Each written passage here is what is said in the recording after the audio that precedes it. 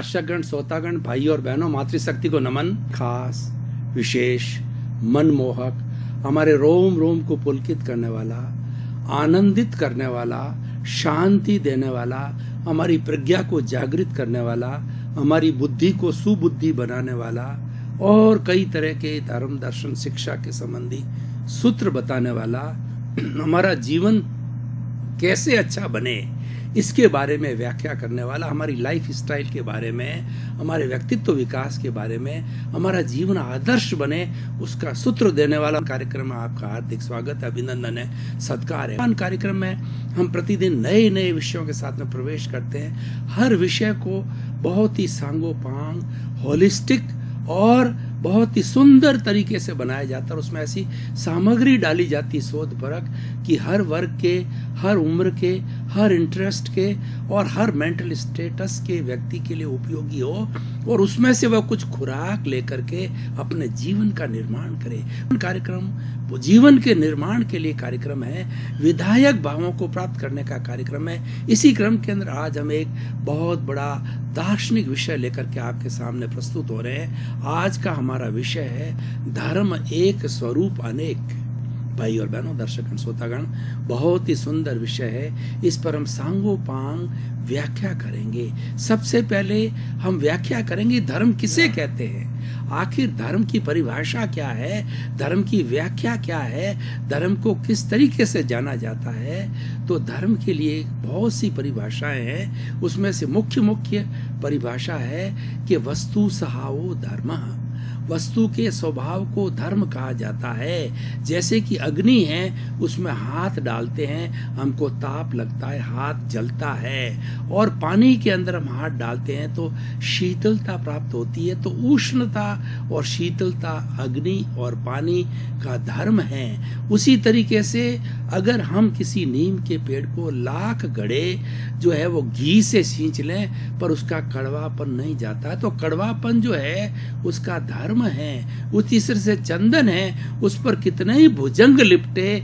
कितना ही जहर छोड़े, लेकिन उसकी सुगंध नहीं जाती है, तो उसका सुगंध उसका धर्म है। तो वस्तु के स्वभाव को धर्म कहा जाता है। और दूसरा है कि जो धार्यति इति धर्म, जो धारण किया जाता है उसको धर्म कहते हैं। यानी हम कुछ अच्छे विचार, कुछ अच्छे नियम, कुछ एथिक्स, कुछ सूत्र, कुछ मंत्र, कुछ शिक्षाएं जीवन में धारण करते हैं जिससे कि हम अच्छे इंसान बने, तो उसको हम धर्म कहते हैं। और कहा जाता है आत्मशुद्धि साधनम धर्म, धर्म वो साधन है जिससे हमारी आत्मा की शुद्धि होती है। आत्मा भी उस अशुद्ध फॉर्म में हमारे शरीर के साथ में, जड़ के साथ में जुड़ी हुई है, और ऐसा साधन जिससे उसकी शुद्धि होती है उसको धर्म कहा जाता है। और धम्मो मंगल मुक्ति टंग अहिंसा संयमो तवो, धर्म एक उत्कृष्ट मंगल है। दुनिया में सबसे बड़ा उत्कृष्ट मंगल, सबसे बड़ा कल्याणकारी अभ्युदय करने वाला मंगल है, वो धर्म है। कौन सा धर्म? जिसमें अहिंसा हो, संयम हो और तप हो। अहिंसा का अर्थ होता है प्राणी मात्र को कष्ट न देना, किसी प्रकार का कष्ट न देना अहिंसा है। संयम का अर्थ होता है अपने आप को संकोच करना, हर जीवन की प्रवृत्ति के अंदर संकोच करना, ताकि अन्य जीवों को सुविधाएं उपलब्ध हो सके, स्थान उपलब्ध हो सके, भोजन उपलब्ध हो सके, उनको रहने की व्यवस्था हो सके। तो इस संयम करना और प्राणियों का हनन न करना, ये संयम कहलाता है। और तप का अर्थ होता है शोधन करना, हमारे भीतर की प्रक्रिया है, शोधन की प्रक्रिया है। जब सोने का शोधन किया जाता है तब वो कुंदन बन जाता है, 24 कैरेट का सोना बन जाता है, अशुद्धि निकल के शुद्धि हो जाती है। उस तरीके से हमारे भीतर हमारे चित्त को शुद्ध करने के लिए तप एक बहुत बड़ा माध्यम है। तप एक रासायनिक क्रिया है जिससे शुद्धिकरण होता है। तो ये धर्म की परिभाषा है। ऐसी अनेकों परिभाषाएं हो सकती है, लेकिन कुल मिलाकर के धर्म वह तत्व है जो कि प्राणी मात्र का हित करता है और सबको आत्मतुला के तराजू पर तोलता है। धर्म सभी प्राणियों को, सभी जीवित प्राणियों के जो भीतर विराजमान शुद्ध आत्मा भगवान है, उन सबको एक दृष्टि से देखता है, वो एक जैसी मानता है, उसके अंदर कोई अंतर नहीं है। मात्र जो अंतर उसके शरीर का है वो अलग अलग प्राणी के कर्मों के भुगतान के लिए वो शरीर मिला है, और वो सारा अंतर है अपने अपने कर्मों के कारण वो विविधता है। इस संसार में जितनी चेतन पदार्थों में विविधता दिखाई देती है वह उन चेतन पदार्थों के द्वारा, उन चेतन तत्वों के द्वारा ग्रहण किए गए पूर्व जन्म में कर्मों के कारण होती है। लेकिन भीतर विराजमान सबका एक है, राम का हो, कृष्ण का हो, कीड़े का हो, मकोड़े का हो, पेड़ का हो, पौधे का हो, मेरा हो, आपका, सबका चेतन, सबका जो शुद्ध आत्मा भगवान है, सबका एक है। और यही आत्मा परमात्मा बनती है। और ये आत्मा की 3 स्टेज होती है। एक बहिर आत्मा कहलाती है, जिसको जीव आत्मा भी कहते हैं। बहिर आत्मा होती है वह 5 इंद्रिय सुख में लिप्त रहती है। खाओ पियो ऐश करो, जीवन का यही ध्येय होता है कि शरीर बार बार मिले या न मिले, इंद्रिय सुख को ग्रहण करो, ज्यादा से ज्यादा सुख सुविधा को प्राप्त करो। बहिर आत्मा होती, जीव आत्मा होती है। और दूसरी अंतर आत्मा होती है। वो अंतर आत्मा जो है ये चिंतन करने लग जाती है कि मैं कौन हूँ, आखिर मेरा क्या अस्तित्व है। और वो अस्तित्व को सोचते सोचते उसको ये ध्यान होता है कि मेरे साथ में अहंकार मिला हुआ है, उस अहंकार को दूर किया जाए तो मेरा निज स्वरूप जो प्रकट हो सकता है। तो उस अहंकार को विलीन करने की प्रक्रिया के अंदर वो लग जाता है। वो अंतर आत्मा कहलाती है। वो शुद्ध आत्मा कहती है। एक परमात्मा की अवस्था होती है जो कि बिल्कुल विशुद्ध अवस्था के अंदर होती है, अशरीरी होती है, वो मोक्ष में विराजमान होती है। और शुद्ध आत्मा इस शरीर में विराजमान है, उसको मूल अवस्था के अंदर आना है, मूल अवस्था में आने की वो कोशिश करती है, इसीलिए वो शरीर के अंदर विराजमान रहती है। ये सारी चीजें धर्म से जुड़ी हुई है। आज हमारा जो विषय है कि जो धर्म एक स्वरूप अनेक, जैसा कि मैंने बताया कि धर्म की कई परिभाषाएं हो सकती है, लेकिन एक परिभाषा कॉमन है कि धर्म जो है वो राग द्वेष से रहित होना धर्म कहलाता है। हमें संसार में जो भटकाने वाला तत्व है वो राग द्वेष है। राग द्वेष को हम प्रियता अप्रियता कह सकते हैं, लाइकिंग डिसलाइकिंग कह सकते हैं। ये हमारी प्रियता अप्रियता की दोनों आंखें हैं, और इन दोनों आंखों से हम किसी के प्रति राग करते हैं, यानी किसी के प्रति स्नेह करते हैं कि ये अच्छा है, ये भोजन अच्छा है, ये व्यक्ति अच्छा है, ये मकान अच्छा है, उसकी अच्छाई को प्राप्त करते हैं। और दूसरा जो हमारी अप्रियता की आंख होती है वो हमारा द्वेष बताती है, ठीक नहीं है, ये व्यक्ति बदमाश है, और ये जो है मकान अच्छा नहीं है, और ये व्यक्ति अच्छा नहीं। स्त्री की द्वेष की भावना जो है वो बताई जाती है, वो द्वेष कहलाता है। लेकिन इन दोनों के परे हम तीसरा नेत्र खोल देते हैं, जिसको इंट्यूशन कहा जाता है। वो थर्ड आई बोला जाता है, प्रज्ञा की आई कहलाती है। वो धर्म की आंख होती है। धर्म की आंख खुल जाती है तो हम राग द्वेष से ऊपर उठ करके वीतराग बनने की प्रक्रिया में लग जाते हैं। हम समभाव के अंदर चले जाते हैं, हम स्थित प्रज्ञ हो जाते हैं, हम प्रज्ञा चक्षु बन जाते हैं। तो धर्म का मुख्य कार्य है प्रज्ञा चक्षु बनाना। तो ये जो है हर धर्म के अलग अलग सिद्धांत हो सकते हैं, लेकिन मूल जो है सभी धर्मों का एक है कि प्राणी मात्र को कष्ट न दिया जाए। प्राप्त मन वचन का ऐसे जगत के किसी भी जीव को किंचित मात्र भी दुख न हो, दुख न हो, दुख न हो। ये एक सर्वमान्य परिभाषा है जो कि सभी धर्म इसको स्वीकार करते हैं और सभी धर्म इस पर आकर के टिकते हैं, और यही सभी धर्म की मंजिल है। और धर्म में विश्वास करने वाला कोई भी धर्म हो, वो आत्मा में विश्वास करता है, पुनर्जन्म में विश्वास करता है, कर्म में विश्वास करता है, पुण्य पाप में विश्वास करता है। सभी से जुड़े हो सकता है कि उनके स्वरूप अलग अलग हो, उनके परिभाषाएं अलग अलग हो, लेकिन भावार्थ सब किसका एक है। इसका कारण क्या है कि धर्म जो है ना एक होते हुए स्वरूप अलग अलग क्यों बताए गए हैं। ये बुद्धि के भेद पर, ये बुद्धि के स्तर पर भेद किए गए हैं। हर एक की बुद्धि अलग अलग होती है। मुंडे मुंडे मतिर भिन्ना।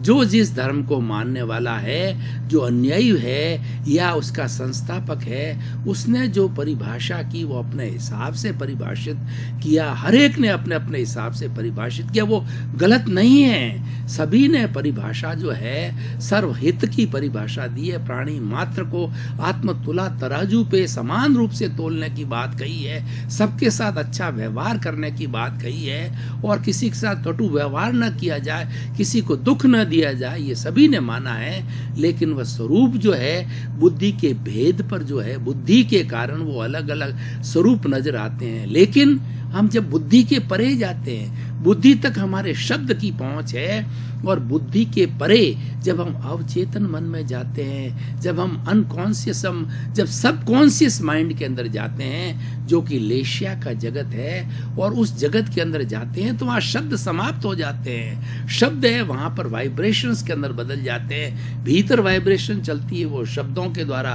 बुद्धि पे आता है और बुद्धि जब भीतर जाती है तो शब्द है वाइब्रेशन के विलीन हो जाते हैं और वो वाइब्रेशन जब कलर का सहारा लेती है तो कलर्ड वाइब्रेशन होती है। प्रशस्त लेशिया और अप्रशस्त लेशिया हो जाती है। प्रशस्त लेशिया है जो होती है वो 3 तरह की होती है। तेजो पद्म और शुक्ल लेशिया होती है। ये ब्राइट कलर की होती है। ये एक रूपक के रूप में है। ब्राइट कलर के अंदर जो चमकता हुआ जो हमारा जो पिंक कलर होता है, जो सूर्य जो उगता है लालिमा लिए होता उगते समय में, वैसा कलर होता, अरुण कलर होता है।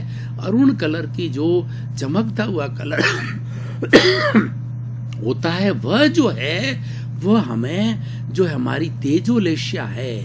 हमारी तेजोलेशिया जो है हमें शांति देती है, हमें एकदम शांत कर देती है। हम चाहे कितने भी टेंशन में हो, और तेजोलेशिया का जब वाइब्रेशंस भीतर से आते हैं तब हम एकदम शांत हो जाते हैं। और दूसरी जो लेशिया होती है वो पद्म लेशिया होती है, जो गहरे हल्दी के कलर की ब्राइट लेशिया होती है। वैसा अग्नि का कलर होता है, चमकता हुआ पीला कलर। जब इस तरीके के वाइब्रेशंस भीतर से हमारे अवचेतन मन के ऊपर उतरते हैं तो उस समय में आनंद की प्राप्ति होती है, प्रसन्नता की प्राप्ति होती है। और प्रसन्नता ही हमारे जीवन का जो है सार है, हमारे जीवन का लक्ष्य है। हर व्यक्ति, हर प्राणी आनंद चाहता है, वो आनंद के लिए कार्य करता है। आज हम देखें इस दुनिया के अंदर लोग कुबेरपति बनते हैं, लोग पद प्रतिष्ठा को प्राप्त करते हैं। किस लिए करते हैं? अपने आनंद की प्राप्ति के लिए करते हैं। तो आनंद हमारे जीवन का सार है, आनंद हमारे जीवन का उसूल है, आनंद हमारे जीवन का एम है, ध्येय है। ये हमको जो है पद्म लेशिया से प्राप्त होती। तीसरी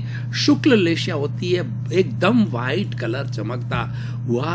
वो शुक्ल लेशिया प्योरिटी की कहलाती है। 24 आवर्स का कैरेट का जो सोना होता है वो जो हमारी शुक्ल लेशिया होती है। शुक्ल लेशिया के अंदर हमारे प्योरिटी हो जाती है। प्योरिटी का अर्थ होता है कि हमारे में विचार इतने शुद्ध हो जाते हैं, हम किसी के प्रति राग द्वेष नहीं रखते, किसी के प्रति बुरे भाव नहीं रखते हैं, किसी के प्रति बुरी भावना नहीं रखते हैं। और 84 लाख जीवा योनि प्राणियों के भीतर विराजमान शुद्ध आत्मा भगवान को निर्दोष दृष्टि से दर्शन करने के लिए हम लग जाते हैं। प्राणी मात्र के अंदर हम एक सी आत्मा के दर्शन करते हैं। ये हमारी शुक्ल लेशिया का प्रभाव होता है। ये प्रशस्त लेशियाएं होती है और अप्रशस्त लेशियाएं वाइब्रेशंस भीतर। अब मैं ये बात क्यों कह रहा हूं कि धर्म एक क्यों है?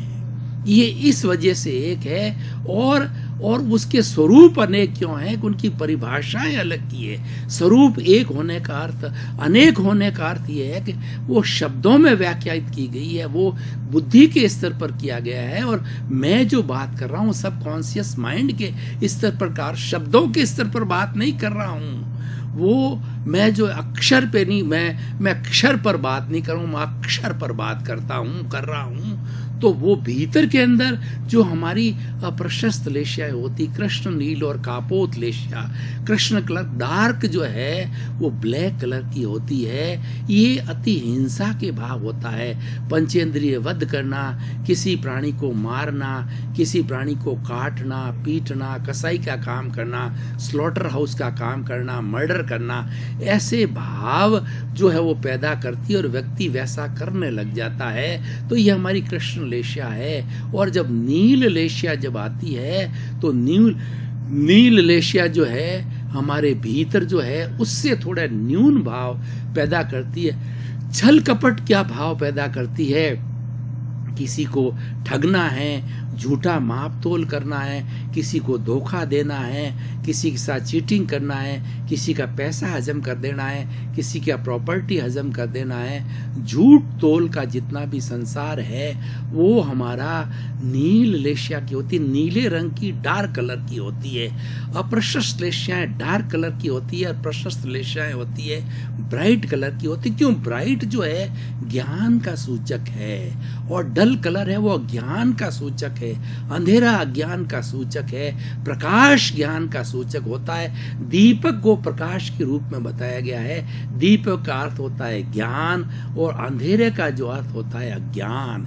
इसीलिए हमारी अप्रशस्त लेशियाएं होती है, डार्क कलर की होती है। तीसरी कबूतरी कलर की होती है, जो कबूतर के जैसा स्लेटी कलर होता है वैसी कलर की होती है।